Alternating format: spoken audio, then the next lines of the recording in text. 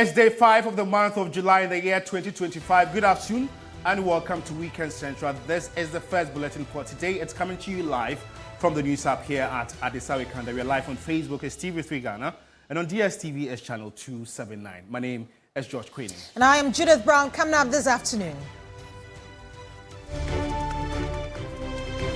This afternoon, private legal practitioner Alexander Aban has admonished the Attorney General, Dr. Dominic Ayine, to focus more on prosecuting accused persons rather than carrying out press engagements while the case is stalled. And also coming up this afternoon, we take you to the new Chira Chips compound in Doma West District of the Bono region, where health workers are grappling with inadequate logistics.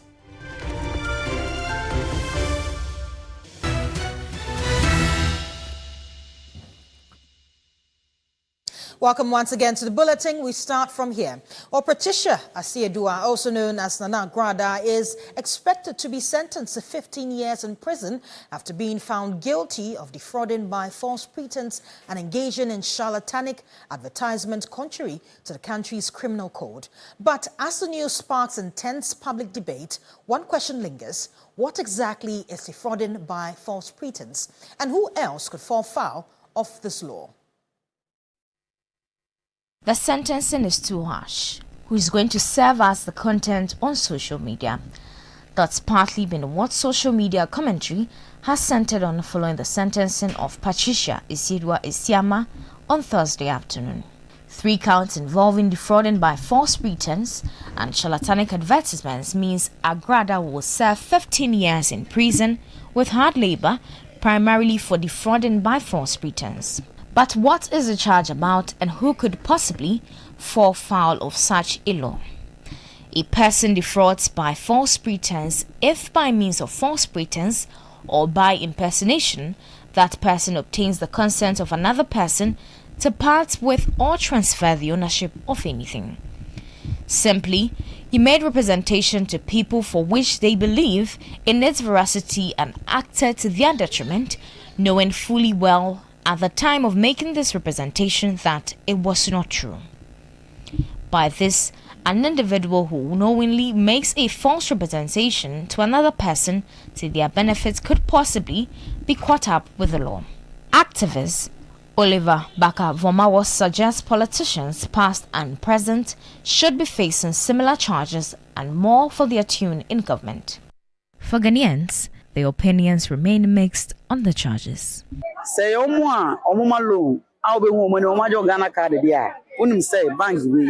are dealing with licensed financial institutions, you can be rest assured. But when someone sits on TV and asks you to send money with the promise of doubling it, that's a scam.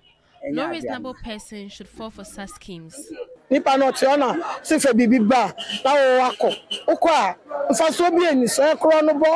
If someone invites you with the intention of extorting money from you, that's outright thievery, and you must not fall for it. Agradaa is not the only one involved in this kind of business.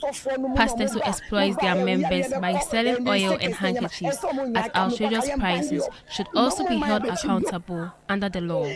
On suggestions of appeal by lawyers of Agradaa over the severity of the sentencing, Lawyer Hesse says the merit of the argument will determine the success or otherwise. The sentencing given, right, even though the law prescribes that it should be up to 25 years, if it is not commensurate or the balance of it is not served, then the accused person's lawyers could appeal and for the court, the appellate court, to have a review of the sentencing, right, to a further sentence that it deems fit. As the debate rages on, one thing remains certain. The law on defrauding by false pretense is far-reaching, and anyone who falls foul of it could find themselves wanting. Enyunam Haliga, TV3 News, Accra. Well, let's still on legal-related matters. As private legal practitioner Alexander Aban has admonished the Attorney General, Dr. Dominic Ayine, to focus more on prosecuting accused persons rather than carrying out press engagement while the cases stall. The Attorney General has come under fire following what has become routine public updates of the work of the Operation Recover All Loot Oral Team and his office. Lodi Dwasari reports.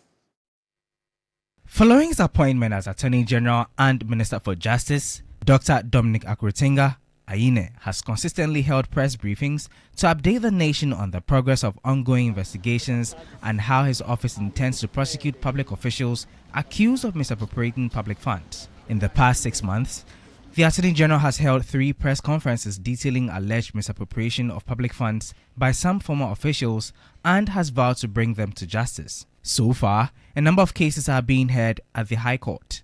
For private legal practitioner Alexander Aban, the Attorney General's public communication approach raises concerns about creating undue public expectations. Speak little, do the work.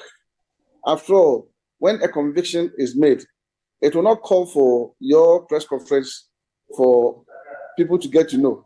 In fact, journalists themselves would even go to the courts, pick up the information, because if it's newsy, they would definitely pronounce it. If you come and you create the impression that you have ironclad pieces of evidence, then it turns out later that you are now going to have further investigations into the matter. You dampen the spirit of persons who think that there should be some kind of accountability. However, private legal practitioner Justice Abdullahi disagrees. He commended the Attorney General for the consistent updates, stating that the public deserves to be informed about the progress of such high-profile cases. Once you inform us that your docket is ready, once you inform us of all the evidence that you've gathered and all the alleged crime that might have been committed, at the point of informing us, you are either placing the docket before court or registering the case, or soon afterwards you do that. That way, it builds further confidence in what he's doing, and that way, it helps to avoid some of these questions and some of the negative narrative that comes along with informing us. With opinions divided on the Attorney General's communication strategy, Ghanaians will ultimately judge based on the outcomes of prosecutions and the government's promise to safeguard the public purse. Lodi Dwasari, TV3 News, Accra. Now, President John Dramani Mahama has directed the Inspector General of Police to urgently conclude investigations into electoral violence and ensure that perpetrators are held accountable. Speaking at the close of the post-2024 election evaluation dialogue, he reaffirmed his commitment to peace, democracy and national unity. The government, in collaboration with the National Peace Council and civil society, has implemented a range of interventions to deepen national consensus, strengthen conflict prevention mechanisms, and foster public trust in the institutions that underpin our democracy, especially those responsible for elections, investigations, and prosecution of electoral offenses. While Ghana once again demonstrated its democratic resilience in the 2024 elections, culminating in a largely peaceful transfer of power, we cannot ignore that the process was marred by isolated acts of violence in some constituencies. Let me use this platform to unequivocally condemn these acts of violence and call for swift accountability for the perpetrators. Expedite investigations into these acts of electoral violence and bring the perpetrators to justice. The Attorney General is also working on a report to be presented to Cabinet for adequate compensation to be paid to victims and relatives of those affected by the violence. Let me take this opportunity to commend the Electoral Commission, our security services, civil society organizations, political parties, and the electorate for their collective role in ensuring that Ghana's democratic credentials remain intact after the 2024 election. Well, if you just tuned in, you're watching Weekend Central here on TV3 with myself and Judith Brown. In more news this afternoon, a professor of finance at the University of Ghana, Professor Godfred Bokpin, has advised against establishing a special organization with the status of an authority to implement the 24-hour economy policy launched by government. He contended that doing so will be costly for the country. Take a listen to the professor.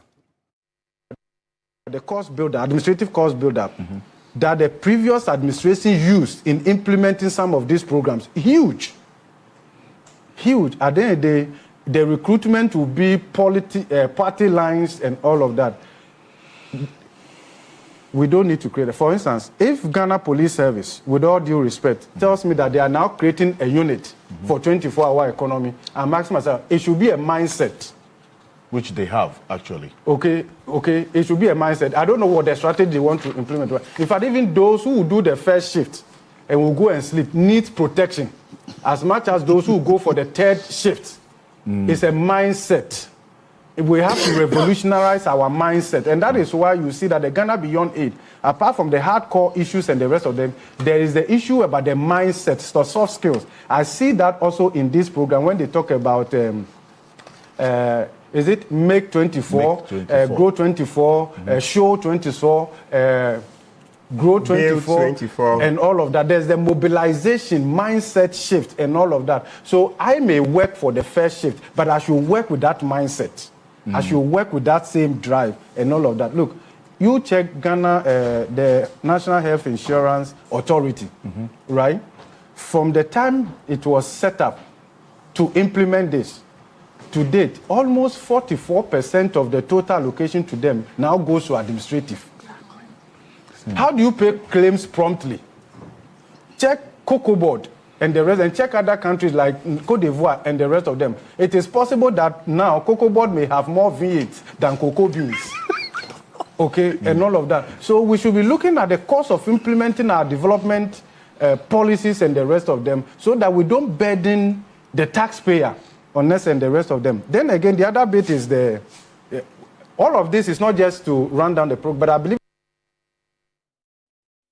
Well, we'll stay on the key points because political scientist at the University of Ghana, Dr. Joshua Zato, says if there's no demand, companies will not be able to run the 24-hour economy. He noted that if there's no demand, companies will not be available to run the 24-hour economy. Speaking on key points, he added that the policy is not nationalistic in nature and hence risk being jettisoned when there's a change in government. But the most important thing I want to talk about this one was the question about rebates, the question about incentives. Throughout the campaign, the most important aspect of this policy was that it was going to solve unemployment. One job, 3 shifts. That was the argument that was put out there. Of course, sometimes when you are campaigning, you campaign in poetry, but you govern in prose. So it was easier to frame it like that. So a lot of young people are asking for jobs, and they are hoping that with this new policy is going to happen. I mean, it's exciting to see that one job, 3 different people get a job. You and I, Prof, we start work at 7 a.m., right? And we close at almost 8:39 p.m. at Legon, right? So I was asked the idea, how are you going to have this? And now we have the details here. That is going to be based on what incentives. You are going to incentivize a company and give the company money. And then when the company gets the money, then the company says, okay, because of these incentives, I'm going to run another shift. So for instance, the company was doing regular business, closes at 4:30. They don't get anything. Now, if they add one more shift, that means they are now closing around 8 p.m., 9 p.m. What will happen? You give them 25% rebate on corporate tax. If they go 3 shifts, you give them 50% on corporate tax. The understanding is that these rebates, this help will make companies what? Add more shifts and recruit more people and then increase employment. That is the fundamental idea. So the argument then seems to be that the reason why companies and businesses are not doing 3 or 4 shifts in employment is because they don't have incentives. That is that argument becomes wrong. Because if you don't want to look at it, let's peel back. Mr. Matthew, you run a law firm. Are you running 24 hours? And is it because of lack of incentives? I don't think so. We are 24 hours, basically. Okay. Yeah. Because you close and you go home. But if the demand arises, if somebody calls you, a client calls you at midnight, so you run and go. Yeah. But And now a diplomatic spat has emerged between U.S. Senator Jim Rich and Ghana's Foreign Minister Samuel Okudzeto-Ablakwa over Ghana's debt obligations and foreign policy choices, igniting broader discussions about sovereignty, repatriations, and global power dynamics. In a sharply worded statement on social media, Senator Rich criticized Ghana's foreign minister for traveling to Washington, D.C. instead of focusing on what's described as unmet financial commitment to American businesses and taxpayers.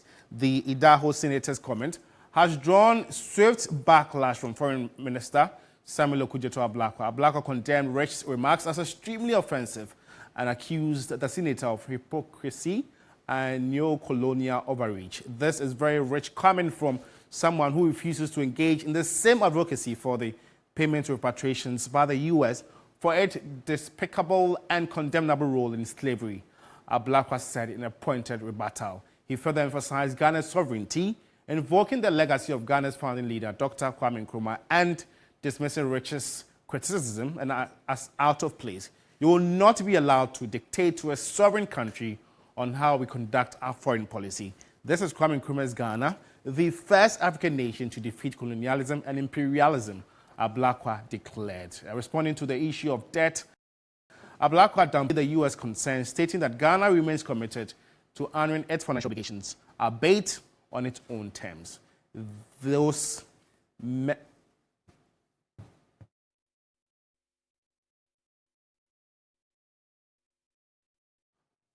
Well, let's do so on this very topic and engage Professor Lord Mauko Yevuga. He is a political economist and international relations expert and lectures at the Ghana Institute of Management and Public Administration, GIMPA. And Prof, what are the diplomatic implications of Senator Rich's comments for U.S.-Ghana relations?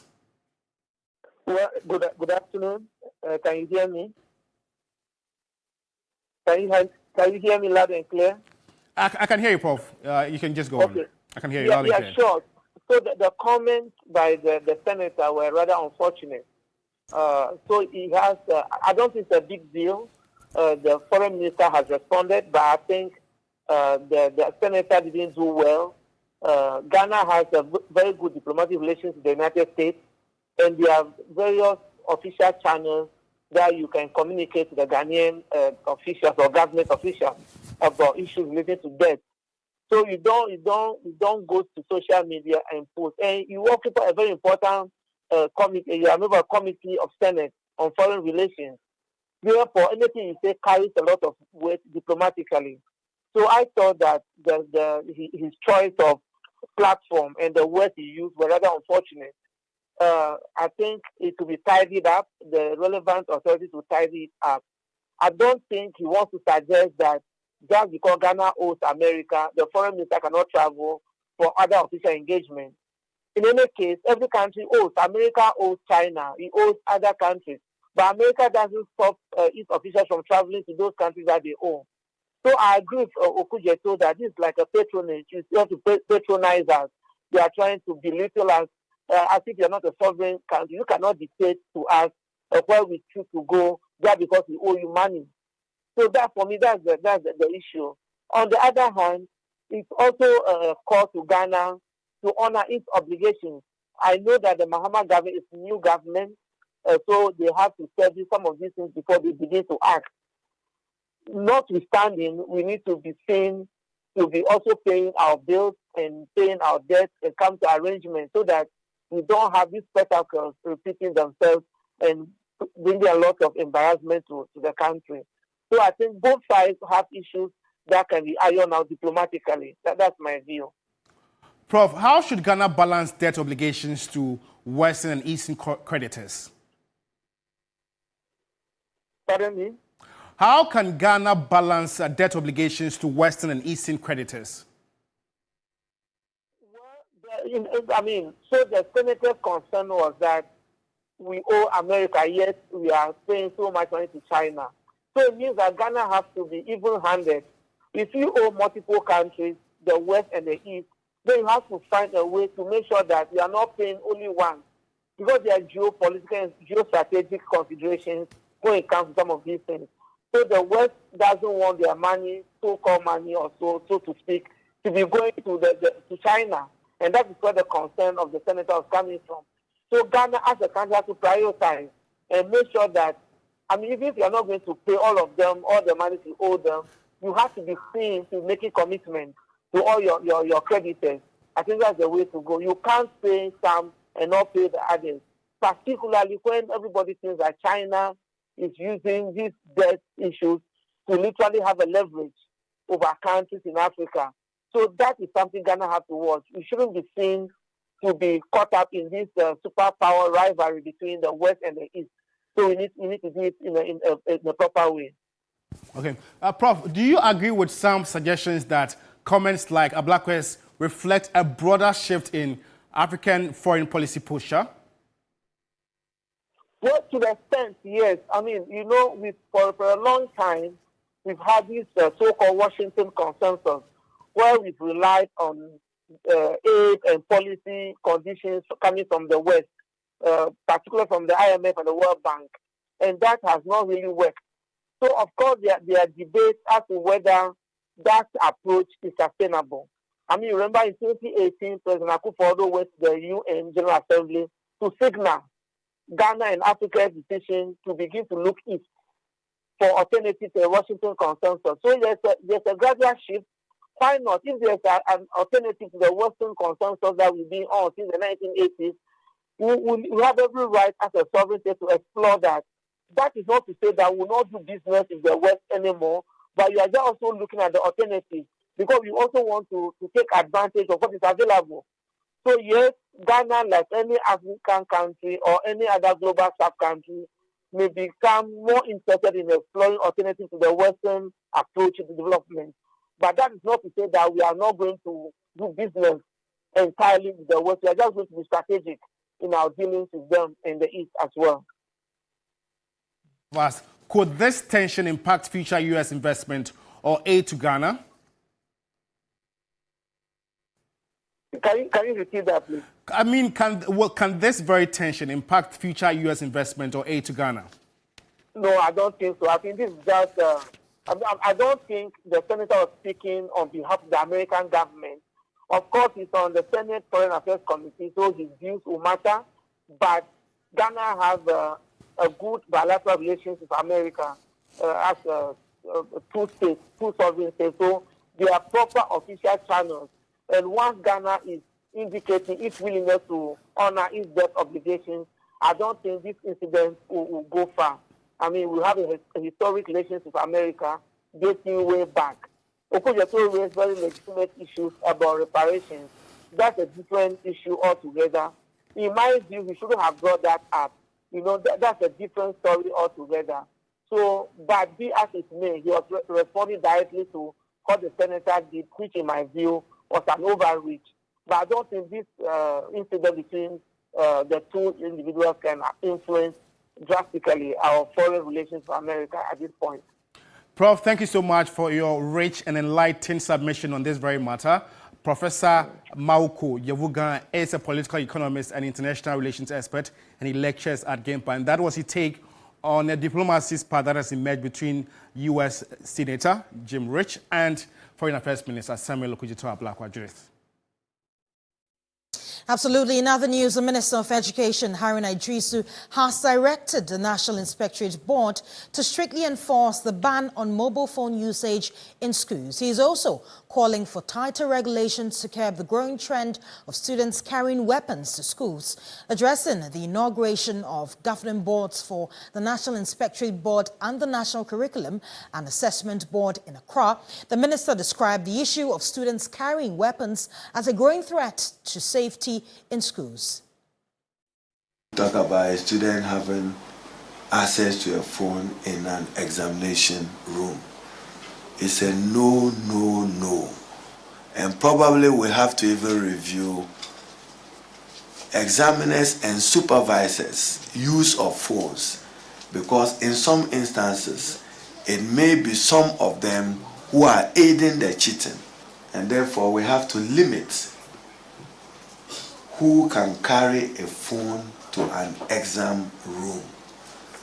And the relationship between the user of that phone, ordinarily I would have just pronounced a ban. But if the examiner haven't arrived with questions early, somebody must call to say that we don't have the exam questions yet. And if they have to finish and report back, but we expect strict compliance and enforceability on that.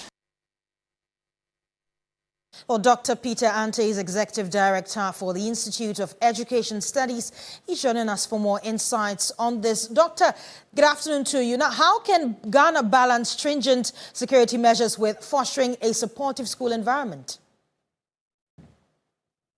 Right. Thank you very much, and good afternoon to your viewers. I think that if you listen to the minister carefully, he was talking about banning in the period of examination, banning phones in the period of examination, that you are not allowed to use phones, mobile phones, anywhere during an examination period. Of course, the GES have a code of conduct that also ensures that phones are banned in our schools. I think what the current system is trying to do is that they are trying to provide these digital devices themselves, so that the kind of restrictions and other things that they don't want the students to use their phones for can be instituted in the digital device that the government is providing for the students. I have spoken to those some people who are in charge of the ICT policy that was almost finalized under the previous government. I don't know the current state of it now. But the idea is that if a student possesses a phone, it becomes very difficult for the system to restrict its usage. But when the government gives the digital device to the student, the restrictive measures can be implemented on the machine, on the system that have been given to the student. So I think this is not a complete ban of use of digital devices in our campuses. It's more about who is bringing the digital devices. If it is from the government, it is allowed. If it's the student who is going to use it, then it is prohibited. And I think that's a conversation that we need to have so that we'll be able to really settle this issue. But in this time and age, I must say that it is important that the students are exposed to a varied range of digital technology so that they will keep abreast. I mean, they will keep up with the changing dynamics in the global 21st century education classroom. Right. Now, what role should communities play in preventing external violence from affecting schools?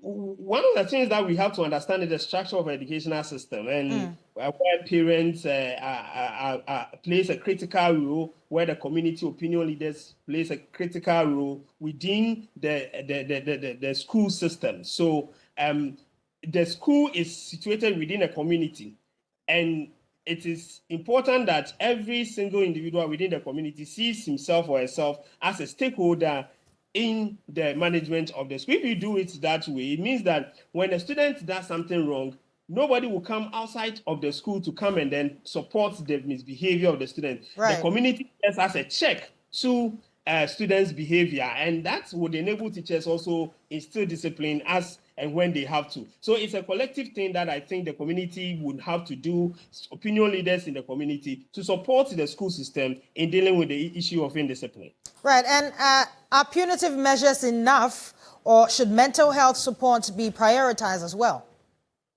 I think we do a combination of the two. I personally am not a fan of the corporal punishment, and I've said it a lot of times that in this time and age, there are so many things that you can do to a child who is misbehaving that would have a lot of impact on him, more than even using the cane to cane him. And it's a matter of continuous training of our teachers for them to resort to some of these psychological issues, psychological techniques in dealing with misbehavior in the classroom, rather than falling so much on the cane. There should be a balance where when the child is going astray, you can find ways and means to maybe go strictly according to the planned process of instilling corporal punishment. But for me, the psychological measures should be more in trying to correct our students when they go astray. Right, many thanks for your time. Dr. Peter Patianti is the Executive Director for the Institute of Education Studies. He has been giving us all the insights as regards to the Minister of Education's latest issue on the use of mobile phones as well as weapons in schools, especially in our secondary schools. It's taken us on our very first break. When we're back, we have more news for you. Do stick with us right here on Weekend Central.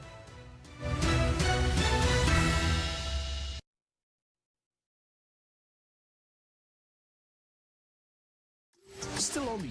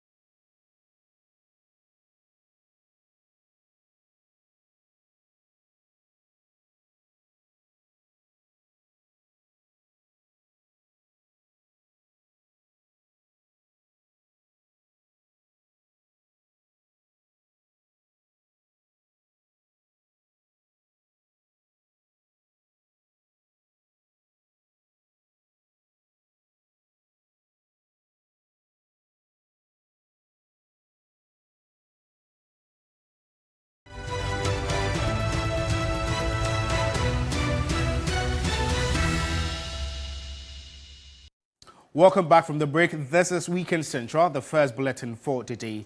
And now rural health workers, especially nurses and midwives, face a multitude of challenges, including limited resources, difficult working conditions that affect their ability to provide adequate care. Despite these glaring challenges, midwives and nurses continue to deliver quality healthcare services. My colleague Claude Kumi Abisa visited the new Chira Chips compound in Doma West District of the Bono region and has filed this report. In 2014 to render healthcare services to over 20 communities in the Doma West District, the new Chira Chips compound is grappling with numerous challenges, including lack of space, poor telecommunication network connectivity, and dilapidated structures, among others. The facility has only 2 rooms, which are used to provide all services.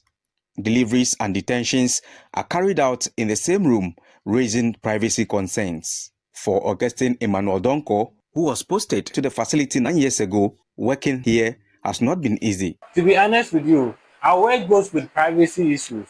In this case, we have only small room that we share with us, or we provide a lot of services. You'll be doing consulting, somebody will be detained here. The same time, you'll be doing wound dressing in the same room. Understand? So in this case, a lot of people are not coming because of this issue. A person will pick a motorbike and go to a very far distance. Normally, first week, a day, we can treat like not less than 20, 30, but now it has declined up to 10, sometimes even 5. There is also no telecommunication network at the facility, which is affecting vetting of claims. We don't have network here. Vetting claim to see whether the claim or the NHI is active or inactive. We can't. So sometimes we need to gather all our NHI's card or the claims to town and vet it before we bring it to the facility. I met Sarah Eyusiwa, a midwife at the new Chira Chips compound. She has been working at the facility for 2 years. According to Sarah, the challenges are already overwhelming. We have mosquito nets and washing carriers and other things which are on the floor, which are not supposed to be so. I'm not able to provide what I'm supposed to do, the quality services for them, because we have less items which will aid me to provide more of the service to them, which is making my work very tedious. And also because most of the women are moving to the other facilities, I'll be here idle, which is preventing me from improving my skills. This wooden structure you see behind me is a toilet facility that serves the staff of New Chira Chips compound. At the same time, it also serves the entire community. As we speak, the toilet is in a deplorable state and it needs urgent attention to prevent any future unforeseen occurrence. Coupled with the numerous challenges is the poor state of the roads, making access to the facility difficult, especially during the rainy season. We are pleading on government agency, opinion leaders, churches, any person, NGOs to come into our aid, to come and assist us, and we will be mad grateful. The situation here at the new Chira Chips compound in the Doma West District is a dire one. The staff here are doing their best, but the lack of logistics is impeding them. They are therefore making a passionate appeal to government, benevolent organizations to come to their aid to ameliorate the situation. Claude Kumi Abisa, TV3 News, New Chira. Interesting report there by Claude Kumi Ebisa. We're going to stay on health because hypertension, also known as high blood pressure, once considered a disease of the elderly, is now increasingly affecting young people. While this trend is alarming, and experts warn that if left unchecked, it could have severe consequences for the country's health and economy. Sarah Penkro has more in this report. Hypertension or high blood pressure remains a significant public health concern in Ghana, affecting roughly 1 in 4 adults. Sedentary lifestyles, poor diets, and increasing stress levels are all contributing factors. Studies suggest with less than 35% of individuals aware of their condition, only about 22% of those diagnosed are receiving treatment. Gina is in her 30s and has been diagnosed with high blood pressure, but she has her own plans for treatment. Somewhere around last year, November. One time I was there in the afternoon, I started feeling severe pain all over my body. Very severe headache. I realized I was getting weak. I started going to the pharmacy to check. Every time I check, it gets very high. Sometimes when I go, it's medium or it's low. I did that for almost 2 years and I realized it's not stable at all. So I had to go to the doctor. So he told me that he would like to put me on drug, and I said no. And that I would want to manage it myself because I wouldn't want to start dragging myself from now. Once it started becoming severe, I take anything like a paracetamol, I get okay. So there are other herbs I've been taught to be doing some minor teas I do in the morning and maybe before bed too. So Gina tells me that knowing her triggers is her way of taking control of her health. Checking it all the time, realizing it was not becoming stable, worries me a lot. So for about 3, 4, 5 months now, I don't go checking. I don't want to put myself on the beat of a cold, so I stopped the checking and then I'm managing it, I'm okay. Even yesterday, I had some kind of headache, so I had to take some paracetamol and then go to bed and sleep early, and that was all. I'm getting used to the fact that it's becoming high and you have to go on the drug end. I don't want to continue with the thought, go and take the medicine. It is a growing concern quietly creeping into the lives of Ghana's youth. Interestingly, many are unaware of their blood pressure status. To check for BP, no. Why? Because I presume I'm okay. Almost 15 years. I check in hospital. They're 5 years. Others, though aware of the consequences, remain unbothered.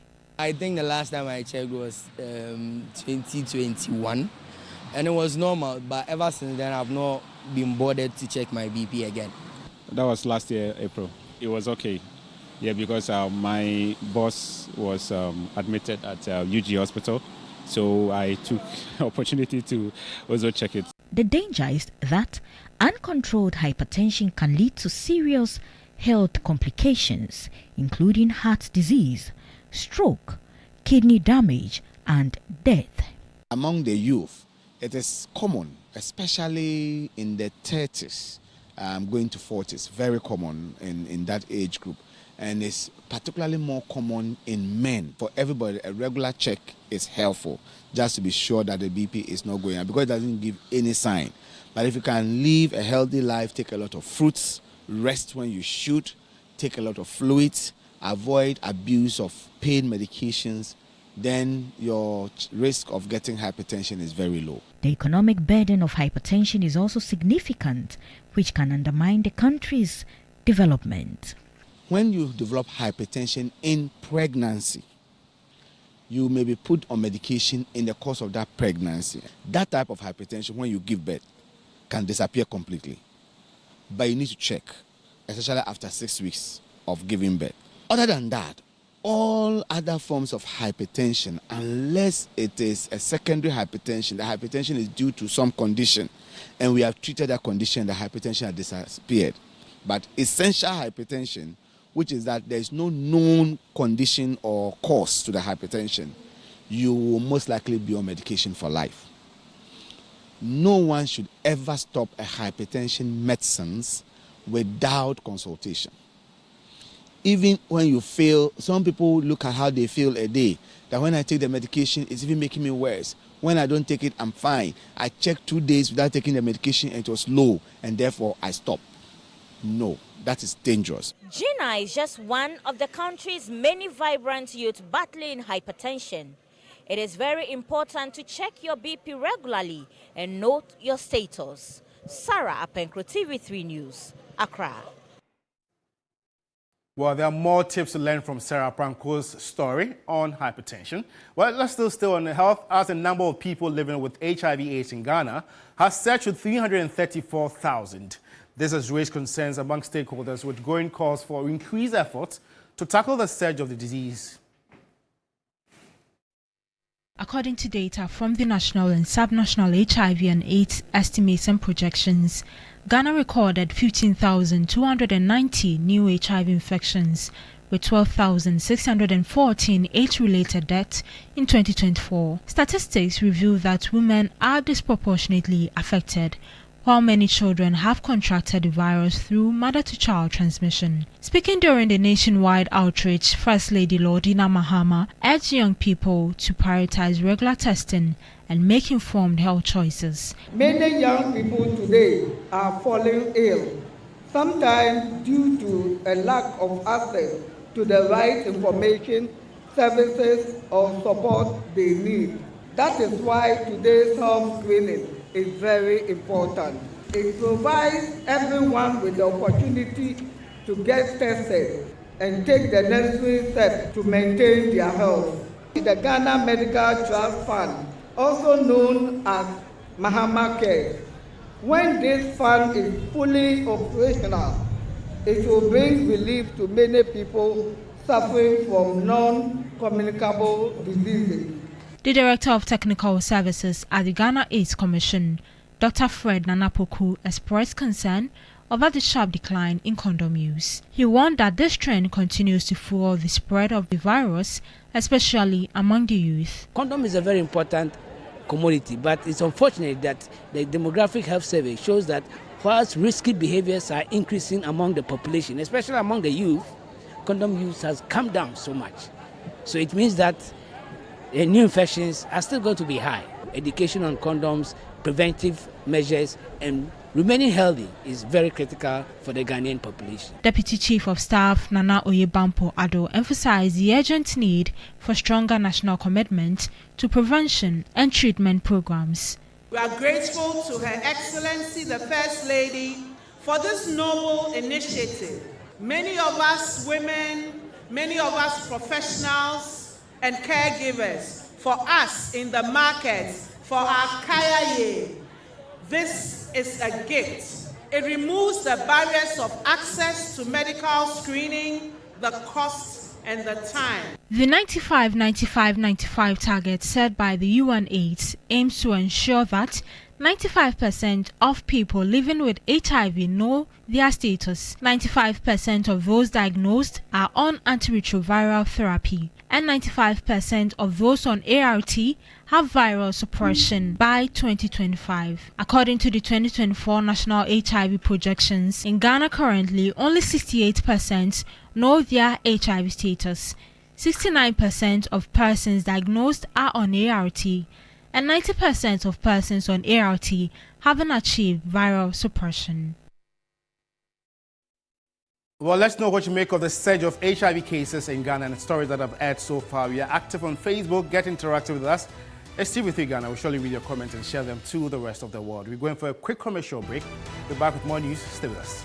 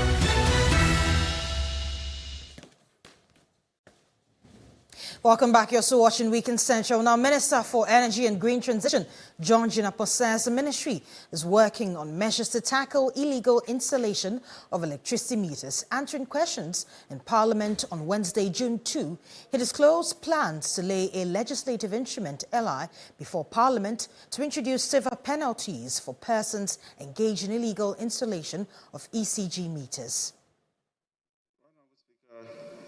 Measures being adopted to mitigate illegal electricity connection and metering challenges to improve revenue efficiency. We've embarked on the loss reduction program, which is part of the reforms being undertaken by ECG, among others, to reduce commercial losses, improve energy accounting through the installation of meter management systems, compliant repayment meters, specifically replacement of overaged and obsolete meters, replacement of faulty meters, and installation of new service connections. Under the loss reduction program, about 1 million meters have been installed already in order to ensure that we have accurate billing. These are smart meters that provide on-the-spot information so that we can reduce the losses the Honourable Member is talking about. We are also rerouting of concealed service tails and deployment of enhanced meter management systems. A total of about 1.2 million meter management systems have so far been installed as at the end of April 2025. In addition to this, ECG plans to install additional 2 million meters between 2025 and 2029 to be complemented by another 1 million which is being rolled out in collaboration with the World Bank. The use of smart meters by itself, Mr. Speaker, does not automatically lead to reduction in losses. And so smart meters sometimes have challenges, and the human element is also being improved. We've given ECG some KPIs. Cabinet has also approved that all state institutions be put on prepayment meters or agree with ECG for a monthly billing and payment system. Only 4 institutions, the presidency, police service, the military, and education and hospitals, have been put in a different category. Even with them, they are supposed to pay for the light bills, except that they won't be on prepayment meters. ECG has also constituted some task force, and they are making progress. Because recently, you would have heard that some estates have been busted, and we are arranging them before court. I'm happy to announce that there have been some significant improvement in the revenue collection following these measures that we've put in place. Mr. Speaker, with these measures, we are confident that going forward, we would have improvement in revenue collection, reduce losses, and bring about overall efficiency as far as the electricity sector is concerned.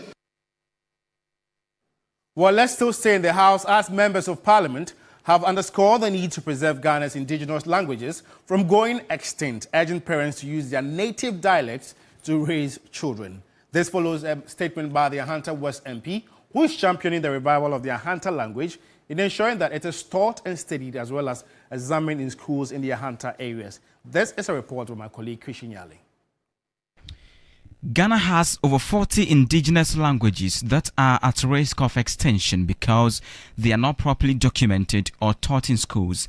One of such is the Ahanta language spoken by the people of Ahanta in the Western region. The Member of Parliament, Mavis Kukua Bisiu, in a statement to Parliament, noted that she is determined to get the language taught and recognized. I'm an example of the dangers of that lie ahead. If we fall as a country to document and teach our indigenous languages. Despite being born to an Ahanta father and mother, I did not have the benefit of being taught the language at home or in school. As a member of Parliament of Ahanta West, I am determined as one of my legacies to change this. Already, she has engaged the Ghana Education Service and other relevant agencies as well as the University of Education Winneba on how this dream can be achieved. I respectfully call all the Honourable House to support the following recommendations. The Ministry of Education and Ghana Education Service officially recognize Ainda as a Ghanaian language of study in Ahanta West schools. The funding and technical support to be made available for the expansion and mainstreaming of the ongoing pilot program. That the National Council of Curriculum and Assessment, NACA, collaborate with the Ahanta Bible Project to develop standardized and examinable materials for the Ainda language. Members of Parliament on both sides, while supporting her statement, acknowledged the importance of safeguarding local dialect to raise children. It is about time that we look at the possibility of using our local language to educate, to give us a lot of wisdom and understanding in whatever we pursue.